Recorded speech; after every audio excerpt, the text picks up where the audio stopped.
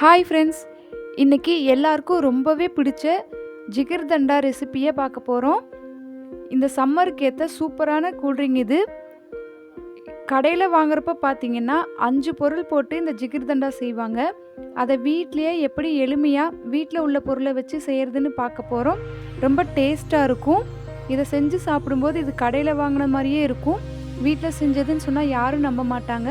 அதை எப்படி செய்கிறதுன்னு வாங்க பார்ப்போம். அதுக்கு முன்னாடி நம்ம சேனலை இன்னும் நீங்கள் சப்ஸ்கிரைப் பண்ணல அப்படின்னா இந்த மாதிரி சப்ஸ்கிரைப் பட்டனை ப்ரெஸ் பண்ணி பக்கத்தில் இருக்க பெல் ஐக்கான ஆல்ங்கிற ஆப்ஷனை கிளிக் பண்ணிக்கோங்க. அப்போ தான் நம்ம போடுற எல்லா வீடியோவும் உங்களுக்கு நோட்டிஃபிகேஷனாக வரும். ஃபஸ்ட்டு நம்ம செய்ய வேண்டியது, இந்த பாதாம் பிசின்னு கடையில் விற்பாங்க. கடல் பாசின்னு கேட்டால் தெரியும். அதை வாங்கிக்கோங்க. அதில் இந்த மாதிரி நான் 5 பீஸ் எடுத்திருக்கேன். நீங்கள் 2-3 பீஸ் வச்சாலே உங்களுக்கு கரெக்டாக இருக்கும். இந்த மாதிரி அதில் தண்ணி ஊற்றிட்டு மூடி போட்டு ஓவர் நைட் இதை அப்படியே விட்டுருங்க. அடுத்த நாள் இதை ஓப்பன் பண்ணி பாருங்கள். இந்த மாதிரி அது ஃபுல்லாக வந்திருக்கும். அந்த கடல் பாசி அது மாதிரியே நமக்கு கிடைக்கும். இதுதான் ஜிகர்தண்டாக்கு ரொம்ப மெயினாக தேவை. அதனால் இதை வாங்கிக்கோங்க. இதை இந்த மாதிரி ரெடி பண்ணி வச்சுக்கலாம். அடுத்ததாக அடுப்பில் ஒரு கடாய் வச்சு அதில் 1/2 கப் அளவுக்கு சர்க்கரையை உள்ளே சேர்த்துக்கலாம். நம்ம இப்போ கேரமல் சாஸ் பண்ணணும். அதுக்காக சர்க்கரையை இந்த மாதிரி உள்ளே சேர்த்துட்டு தண்ணி எதுவுமே சேர்த்தாமல் இதை அப்படியே நல்லா உருகி வரணும். அந்த அளவுக்கு இதை நல்லா மெல்ட் பண்ணி எடுத்துக்கோங்க.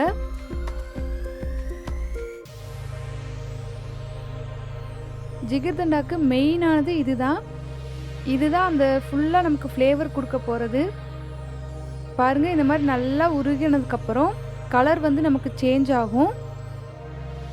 நல்லா தேன் கலரில் வரும். இந்த அளவுக்கு கலர் வந்ததுக்கப்புறம் இதில் தண்ணி ஊற்றுங்க. கொஞ்சம் தள்ளி நின்று ஊற்றுங்க, இல்லைன்னா தெரிச்சிடும். இப்போ இது நல்லா நமக்கு சிரப் மாதிரி வரணும். இந்த மாதிரி ஒரு கரண்டி வச்சு நல்லா அதை கலந்து விட்டுட்டே இருங்க. இந்த அளவுக்கு பொங்கி சிரப் மாதிரி நமக்கு கிடைக்கும். அவ்வளோதான். இப்போ ஆஃப் பண்ணி இதை தனியாக எடுத்து வச்சிடலாம். இதை ஒரு பவுலில் ஊற்றி இதை ஃப்ரிட்ஜில் வச்சுருங்க. அடுத்ததாக ஒரு கடாய் வச்சு அதில் பால் சேர்த்துக்கலாம். நமக்கு பால் ஏடு இதுக்கு தேவை. ஜிகர்தண்டாவில் சாதா ஜிகர்தண்டா இருக்குது, ஸ்பெஷல் ஜிகர்தண்டா இருக்குது. ஸ்பெஷல்னு கேட்கும்போது நமக்கு இந்த பால் ஏடு தான் நிறையா போட்டு கொடுப்பாங்க. அதை பாலை சூடு பண்ணி அது பொங்கி வரும்போது இந்த மாதிரி அந்த பால் ஆடையை உள்ளே எடுத்து விட்டுட்டே இருங்க.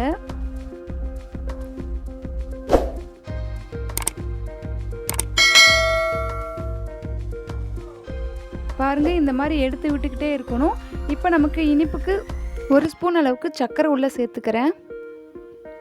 இப்போ ஜிகர்தண்டா செய்யும்போது நமக்கு ஸ்வீட் இல்லாத கோவா சேர்த்துவாங்க. அது நமக்கு ஈஸியாக கிடைக்காது. அதனால நான் இந்த மாதிரி பால்கோவா உள்ளே சேர்த்துக்கிறேன்.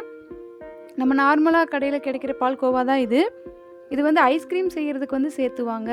நம்ம இன்றைக்கி சாதா ஐஸ்கிரீமை வச்சே தான் செய்ய போகிறோம். அதனால் இந்த பால் ஏடில் நம்ம இந்த பால்கோவா சேர்த்துட்டோன்னா இதோட டேஸ்ட் ரொம்பவே சூப்பராக இருந்துச்சு. கண்டிப்பாக நீங்கள் இதை ட்ரை பண்ணி பாருங்கள்.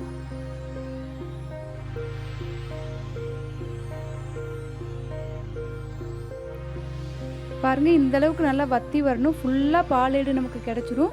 கொஞ்சம் லிக்விடாக இருக்கும்போதே ஆஃப் பண்ணிடுங்க. ஏன்னா ஆறுனதுக்கப்புறம் இது நல்லா கெட்டியாக வரும். இப்போ இந்த ஸ்டேஜ்லேயே இதை ஆஃப் பண்ணி வேற ஒரு பவுலுக்கு மாற்றி வச்சிடலாம்.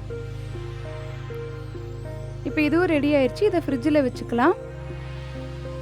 இப்போ மறுபடியும் ஒரு கடாயில் 1/2 லிட்டர் பால் எடுத்திருக்கேன். இப்போ இந்த ஜிகர்தண்டாக்கு பார்த்திங்கன்னா பால் கொஞ்சம் அதிகமாக தாங்க தேவைப்படும். அதனால் பால் ஊற்றி இது நல்லா கொதிக்கணும். பாருங்கள், இப்போ பால் கொதிச்சிருச்சு. இப்போ இதில் 3 ஸ்பூன் அளவுக்கு சர்க்கரையை உள்ளே சேர்த்துக்கிறேன்.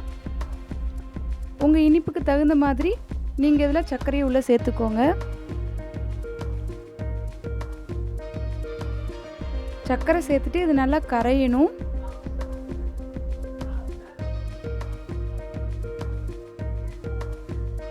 இப்போ சர்க்கரை நல்லா கரைஞ்சதுக்கப்புறம் நம்ம செஞ்சு வச்சுருக்க கேரமல் சிரப்பை கொஞ்சம் கொஞ்சமாக உள்ளே சேர்த்தணும். நமக்கு இந்த ஜிகர்தண்டாவோட கலர் பார்த்திங்கன்னா லைட் ப்ரௌன் கலர் மாதிரி இருக்கும். ஸோ அந்த கலர் வர்ற அளவுக்கு கொஞ்சம் கொஞ்சமாக சேர்த்து கலந்து விடுங்க. ஒரே நேரத்தில் நிறைய நம்ம கலக்கக்கூடாது. கொஞ்சம் கொஞ்சமாக சிரப்பை உள்ளே ஊற்றி இந்த மாதிரி கலந்து விட்டுக்கிட்டே இருங்க.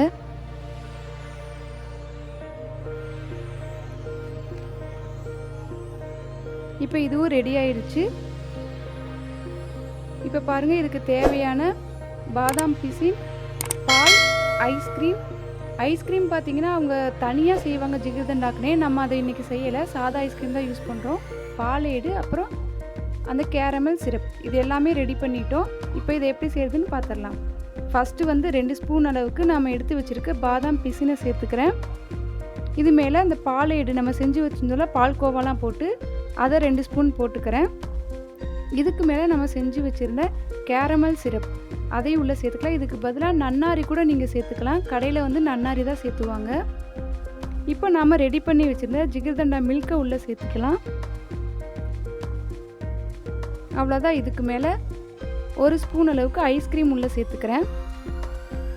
இதுக்கு மேலே இன்னும் கொஞ்சம் அந்த கேரமல் சிரப்பை உள்ளே சேர்த்துக்கிறேன்.